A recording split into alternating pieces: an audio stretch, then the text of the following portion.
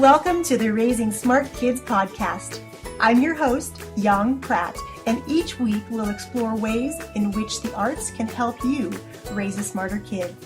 I'll be sharing ways the arts can propel your child's learning and interviewing top artists, educators, and entrepreneurs. These guests will share why the arts are so very important to your child, along with actionable ideas you can easily implement into your already busy schedule. Make sure you subscribe to the podcast here on iTunes and share us with a friend. For extra tips on raising smart kids, head on over to artsmartparenting.com and click on the Live tab. Welcome to the Raising Smart Kids podcast. I'm your host, Yang Pratt, and I'd like to thank you for joining me today, along with our special guest, Emily Weber. Emily is an entrepreneur, mentor, and inspirational speaker who is setting the highest standards to promote a positive atmosphere in the arts. It's her mission to pioneer personal growth in individuals, equipping them with empowerment, service, and sustainability through the efforts of Yorkville Performing Arts Center, Up to University, Artist Universe, and Weber Enterprises. Emily serves in several areas of her church, is an active member of More Than Just Great Dancing, a board member of CASA of Kendall County, Illinois, and most importantly, a mother of 4. She is the productivity powerhouse and lives each day to get the most out of her time she has been given by balancing the 8 key areas of her life. For the past year and a half, I've personally seen Emily blaze trails not only in the performing arts, but in her community and in the impact she's bringing to the world. I am so excited to have you on the show today, Emily. Well, thank you, Young. I am so excited to be here. It's obvious, Emily, that you're so passionate about the arts. Let's kick things off and start at the beginning. Can you share your background in the arts and how the arts has shaped your life? Absolutely. It all started when I was 2 years old, and I was actually born pigeon-toed. My hips were completely inverted as a child, and the doctor had mentioned to my mom that he thought it would be good if she got me into ballet to help kind of rotate my legs so at least I would walk straight. So my mom signed me up and danced at age 2, and I haven't stopped since. From there, I really found my love and my passion for the art of dance. At 11 years old, it kind of became my safe place, and I talk all the time with my kids about the tender age of 11 and 12. When you're going through these times of insecurity and just trying to find your place, and I was going through a time like that in my life. My parents had just gotten divorced, and I found dance to be my safe place where I could go and just be me and learn and be in a safe environment. So that was really an important time in my life. I had a dance teacher and mentor who kind of took me under her wing and let me be at the center, or at that time it was the studio, from the time school got out until 9:30. So I was there under her. She taught me how to teach and mentor kids, which is what then I have gone on to do now with the Yorkville Performing Arts Center. Often when I talk to dancers and artists, they find the arts to become this safe haven where they just feel so loved and so accepted. And, it's not often that kids, especially today, find that place. And for you at such a young age, what a blessing that is. Yes, and that's what I'm trying to pass along now to all of the students who walk through YPAC doors, but especially to those 10, 11, and 12-year-olds. I just think it's an important time in their life that they have somebody there for them that they know that they can come to with those tender questions or what they're dealing with at school, and to have someone that just really listens to them and lets them know that they're loved just where they're at. And I just think what a gift we have been given to pass along and to give to others. I couldn't agree with that more. It really is such a gift to be able to impact lives, and you're doing it in such a great way and really serving your community, and I just applaud you for that because I've just seen that journey, and you really are making such a difference in the world. Well, thank you so much. And for your students who come to you, and maybe their parent isn't sure they're going to be liking dance or music or theater, what are those life skills that you believe that the arts has to offer kids? I have really learned that through dance, when you fall down, you get back up. I learned the importance of discipline and showing up even when you don't feel like it. I remember there would be days where I'm like, I really don't feel like putting on a leotard and tights and going. But knowing that when I would leave the studio, I felt better than when I walked in. I learned the importance of being on a team and how to empower and strengthen that team, because I was always taught that you're only as good as your weakest link. And I became the person that would empower and strengthen the weakest link in our team so we could rise to the top. And I feel like that's what I do every day on a daily basis through the multiple businesses that Brian and I have together. That, you look for the person in the back row and you figure out, how can I empower this person, inspire this person, invest in this person so they can kind of move up in confidence and be the very best that they can be, whether that's a student, a team member, an employee, anybody. I think that's one of the greatest lessons I've learned, and which has really become my mission, to pioneer personal growth in individuals and equipping them with empowerment so they can serve themselves, serve others, and create sustainability for themselves and others. And what great lessons to take away. It's a pretty heavy thought as far as the empowerment, sustainability. When someone brings a 2-year-old to you, how do you relay that message of the arts in terms that make sense for that 2-year-old? For the 2-year-old, we bring in that this is a place that they feel comfortable and have, the space is just very comfortable for them. It has colors that they recognize. It has shapes. It has feelings. And actually, we end every single class at YPAC with a hand circle, and they yell, "I am wonderful." And I have a great story about a 2-year-old who, every time when she drives by our building in her car, she screams at the top of her lungs, "I am wonderful," because that's what she feels inside when she sees our building. And I can't, I get overwhelmed with that thought, knowing that that's how these kids really see themselves and feel when they're inside our building. And that's amazing, because I feel that kids these days, there's so many directions they're being pulled in, and finding the place where they can be comfortable with themselves, they're confident, and they know that they're valued in the world. That is such a huge lesson for them to learn. Yes, absolutely. Kids really do have a ton of activities, whether they're in school, there's lots of pressure for them to perform well academically. Why is participating in the arts so important for every child? I think the arts is one of those activities and staples in your life where you cannot get instant gratification. You cannot press a button and, learn how to properly do a double pirouette. You cannot press a button and, learn how to play an instrument. So I think just that it is a, kind of a development, and one that I think is necessary in today's generation. That it's not instant gratification. It takes hard work. It takes consistency. It takes practice. And I think that even more today, families need to get involved, get their kids involved in a positive arts program, so that they are learning those crucial life skills when they go out to work. That it is going to take hard work. It is going to take consistency. It is going to take showing up every day. And, just continually you learn those life lessons through the arts better than I think any kind of organization that we have out there, especially in the technology-driven arena that we're in right now.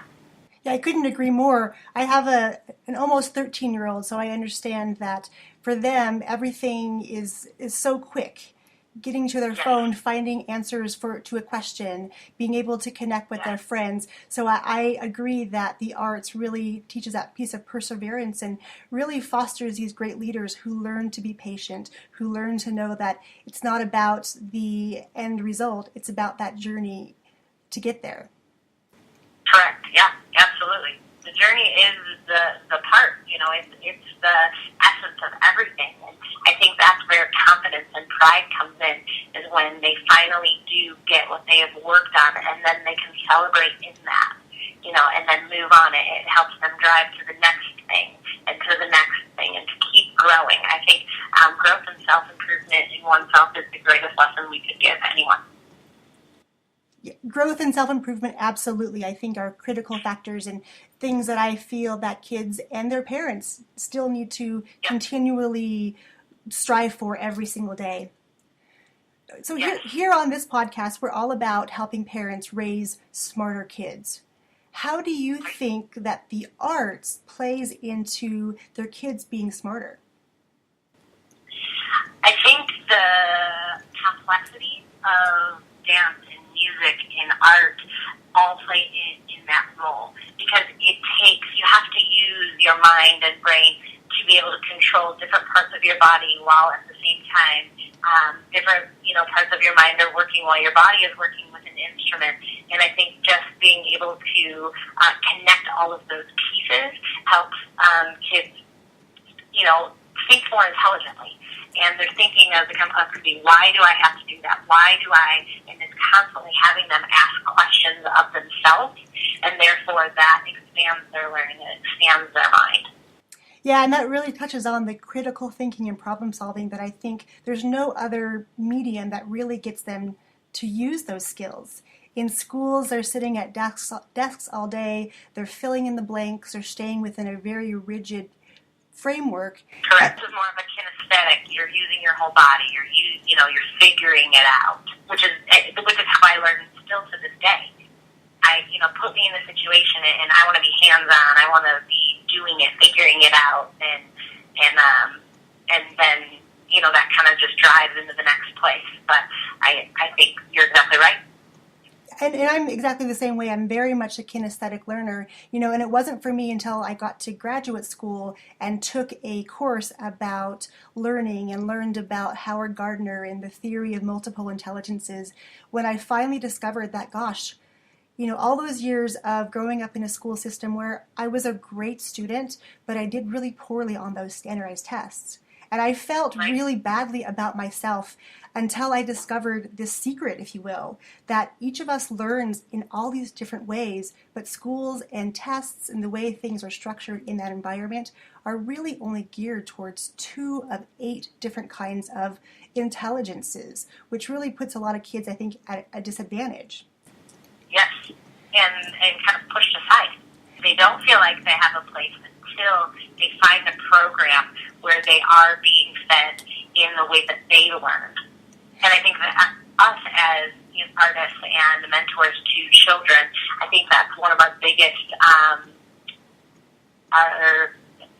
our biggest jobs is to look at each different kid and how they learn. It's not our way of learning, it's how do they learn. So you could teach somebody right, left, right. You could teach somebody 1, 2, 3. You could teach somebody front, back, front. It's all the same steps, but everybody learns a different way, and it's our job as educators to look at that kid and say, how can I reach them in the way that they see things, in the way that they learn? And I don't think all school systems are doing that. Exactly right. And I think some teachers are really, really great, but there are so many constraints on them as far as what they have to achieve, what they need to get through in their curriculum. So I think it's our great privilege that we can spend the time with these kids, really get to know their strengths and how we can build those strengths, rather than the schools that sort of focus on the weakness and try to build up that weakness. But each of us has these great, amazing things inside of us that we're just ready to share the world. It's finding that mentor or that safe place that leads us to uncover that in ourselves. For some kids, they don't even know this is there. But being part of the arts and working in an environment where they're taught to work collaboratively and to really explore who they are and what they bring to the world, I think is such a great opportunity for these kids. Oh, absolutely. Absolutely. I consider it one of my greatest blessings.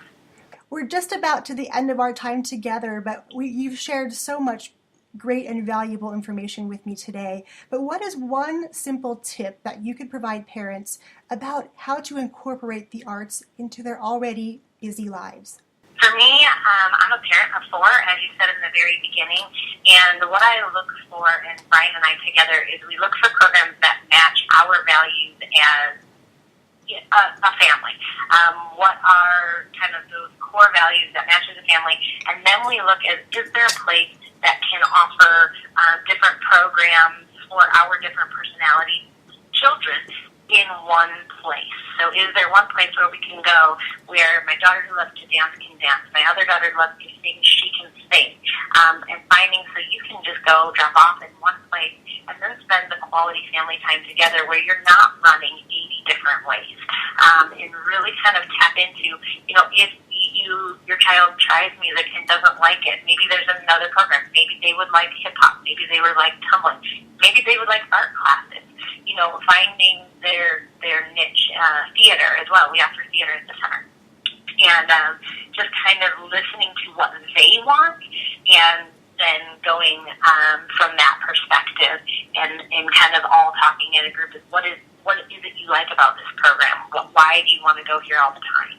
And just continually finding those programs in their community that are teaching those life lessons and values, the give back portion that's really big with our center and our family.